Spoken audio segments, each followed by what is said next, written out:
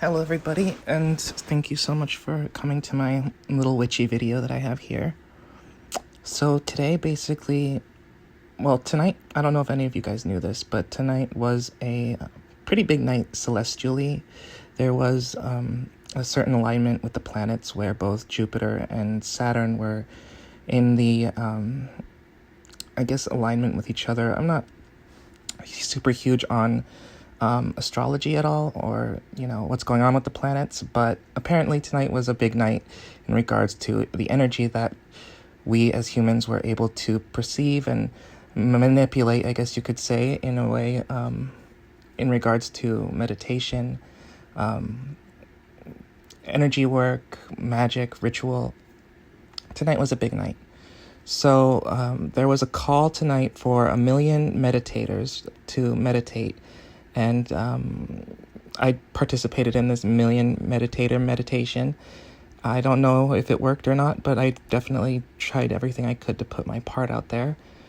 But after this meditation, I felt a huge connection with the flame that I was using in ritual for one of my candles. I felt a connection. I just felt it. And so I decided to start to do a little bit more work with elemental magic. Elemental magic for me is working with fire. Everybody's element is different: water, earth, fire, air. And I believe mine is fire for various reasons. So I began to start to try to change and manipulate the flame.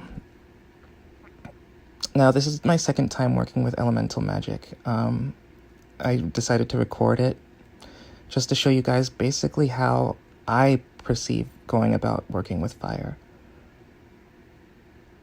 So as you can see, I basically use a little motion. Like, I don't know if you've ever done Reiki or felt Reiki energy coming through your hands, but when you do feel the energy, it kind of feels like a magnet. Like a magnet when you're putting two magnets from opposite sides together, and or when you're putting the two, like negative on negative, they don't connect, they push apart from each other. That's kind of what this feels like. Now, I know most of you might be thinking, oh, that's just the air that you're pushing from your hands to the flame. That's why the flame is moving. And that's why I, come back and forth, and I try to go slow, sometimes fast, sometimes slow, so that that it's not air that I'm utilizing. It's actually the energy from my hand and the flame connecting together that makes it move. I don't have any fans on or anything in my apartment, no air, no vent. I have everything shut off so that basically the flame is only being manipulated by the energy coming from my hands. I'm sitting far enough away back that my breath is also not affecting the flame. So you're having to sit back while concentrating and keeping your hands fairly still so that, not still, but like fairly like I'm not trying to produce any type of wind with my fingers. That's not the point of this. That would basically negate what I'm trying to do here. So I'm trying to mitigate as much wind interference as possible, air interference. That's why you see sometimes I use smaller movements, sometimes bigger movements, to show you guys kind of like the difference between an air push and an energy push.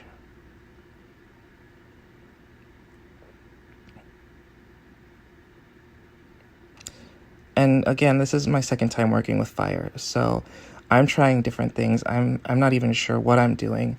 All I know is that this is what feels like is the next step in regards to being able to control this flame. Also, mind you, whenever I approach working with fire, I always come at it with much respect. I never take for granted the fact that it's letting me play with it, I guess you could say, or learn its secrets in a way.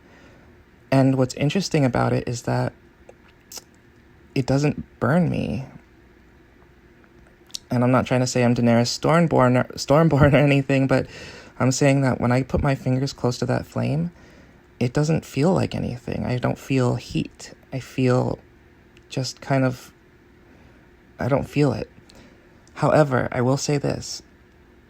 I tried approaching this flame a few different ways. The side from the side as equals seems to be the only way it works, because if I try to push the flame from the top, it burns me, which is very strange. So when I try to come at it from the top, it burns, but when I come at it from the sides as an equal, as like we're both equals in this thing, it doesn't burn at all. I don't even feel the heat coming from it, which is crazy. Like, see how close my thumb is right there to the flame? It's so close to the flame that it's basically on top of it. And it doesn't feel like anything, no heat at all. But then if I put my hand even like close to being on top of the flame, like better than, it burns me right away. It says no. And like I can't manipulate the flame from that angle.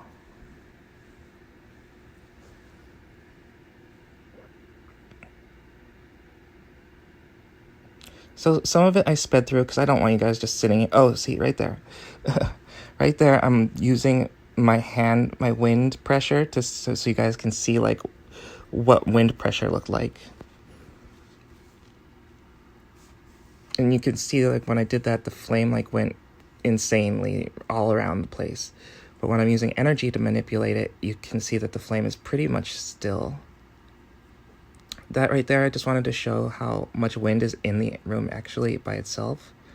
Not a lot. I keep saying wind, but like, I guess draft or anything. So that would be like the draft that's currently in there without me pushing it or doing anything with it.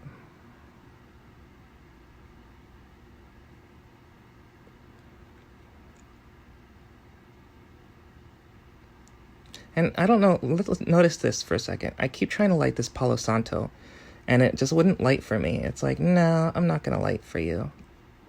So I put it down. I'm like, okay, fine. Like, I'll use a regular lighter then. So I melt the candle, because, oh yeah, I wanted to try 2 flames. The first time, this is my second time doing this. The first time I only did 1. This time I'm like, okay, let's go for 2. So I try to light the candle. The lighter's out of butane, so I'm like, oh shit. Okay, let's get the Palo Santo back.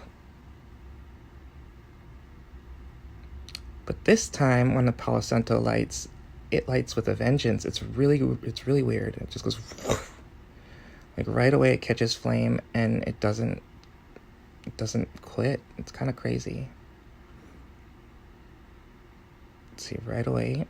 Oh, kind of. There it goes. And I had noticed that the flame just got aggressive, and I was like, oh, wow, that got aggressive. Usually doesn't do that with my Palo Santo, but I wanted to say something, I guess. So now I have 2 flames. Never done 2 flames before.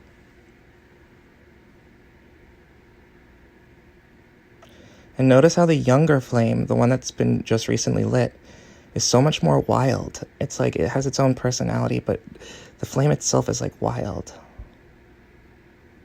And here I'm pushing it with my energy, and you can see they're both moving at the same time, both the bottom and the top. Only the top one is just like way more, I don't know, receptive, I guess. It's really weird. The older flame is kind of like used to it. The younger one is just like, whoa! Even just like with the slightest pushes, it goes really crazy.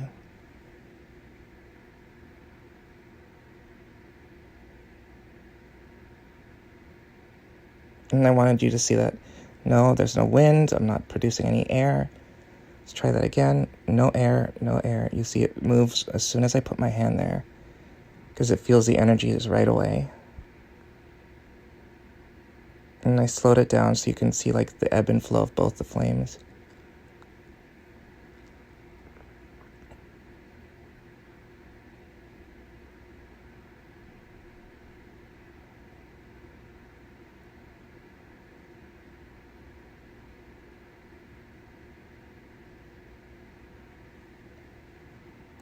And also, I wanted to note here, like just as part of my experience, as soon as I started working with 2 flames, my nose started running really bad. Like it was really kind of strange actually, because I have allergies, but like not that bad today. And as soon as I started working with this double flame, it's like my nose just started leaking. I thought I had a bloody nose for a second, and I was like, what? And it was just like, I don't know if it like weakened my immune system or made me tired. So I don't know, but I kept on having to move my hands because I was blowing my nose. And then my eyes started watering really bad. My eyes just started watering, just floods of water coming out of my nose and out of my eyes as soon as I started working with these two flames. It was very strange, but perhaps it's because it was a lot of energy that I'm trying to manipulate by using two flames, or what? I don't know.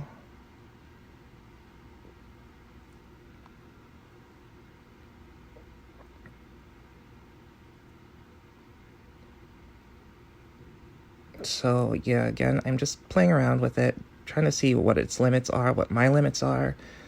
And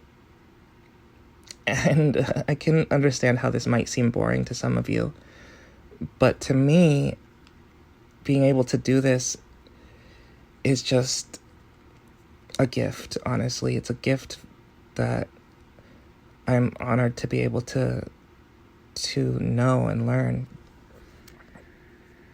I would suggest, if you're trying to work with fire, again, just to approach it with respect, let it know what your intentions are, and it should respect you back. Excuse me, I yawned. It's bedtime.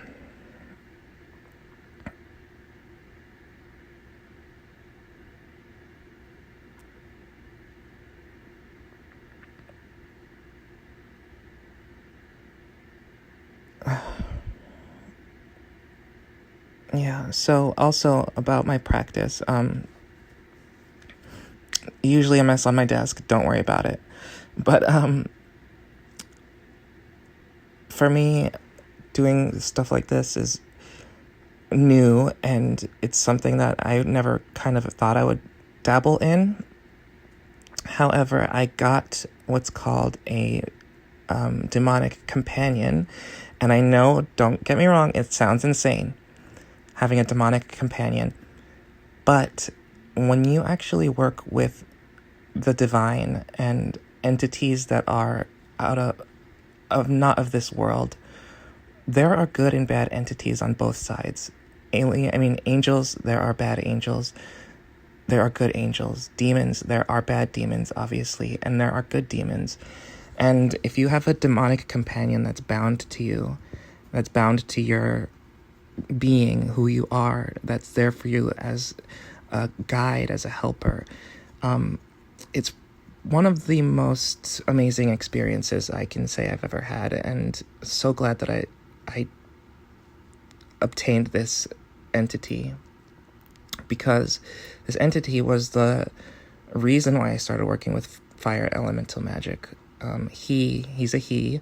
He kind of guided me towards working with fire, and then he was definitely, he's present with me all the time now because he's bound to me, but he's present with me at this time, kind of not egging me on, but more like rooting for me in my corner and pushing me forward in regards to my intuition and what I should be doing with this flame and pursuing moving forward. So if you are at all interested in a demonic companion, let me know in my comments, and I will definitely point you in the right direction on how to obtain such a thing, a being. Now, these demonic companions, they're all bound, meaning that they do not hurt you. They are bound to you. They are set in a pact with a conjurer that actually makes it so this companion chooses you too.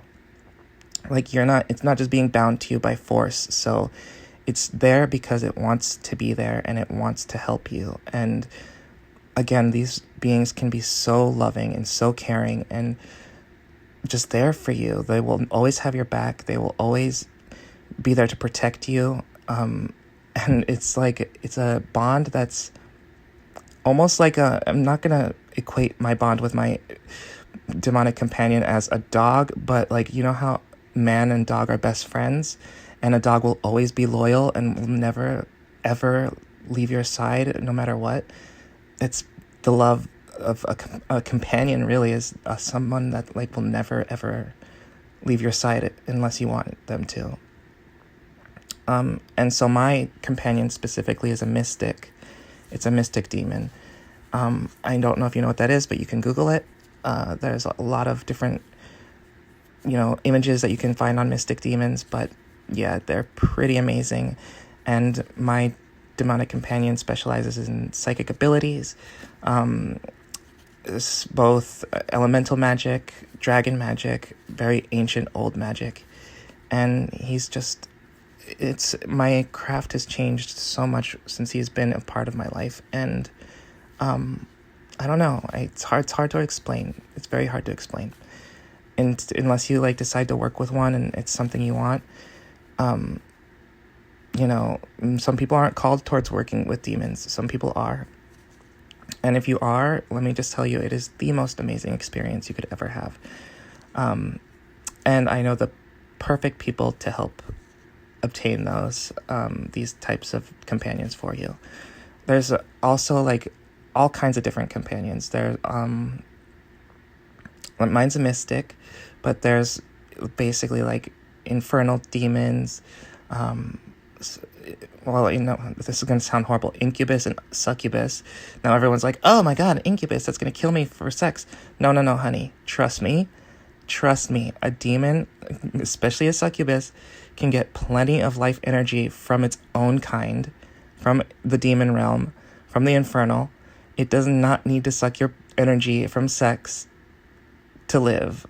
Trust me. It was living for millions of years before you. It will continue to live millions of years after you without having to suck on your poor little life form. But incubus and succubus are great for sexual relationships, for gaining sexual confidence. But anyway, I don't even have one of those, so I don't know why I'm talking about it. But there's glacial demons, there's werewolves. I mean, all these things are also metaphysical, but there's a whole list of companions you can choose from that are just amazing. And you see people's testimonials on this page about how they feel about their companions, and you just know it's a real thing. Might sound crazy, but it's amazing. So let me know. I know this was not an infomercial for my friend's business of conjuring, but I think that it had to be said because it's changed my craft totally. So anyhow, this is the ending part of my video. If you like this video, please, comment. Let me know your thoughts. Let me know if you think I'm just pushing the flames around with my air hands, or if you think that what I'm doing is legit, because I do, and I feel that, I would love to be able to share more like this. And if you'd like it, comment, subscribe.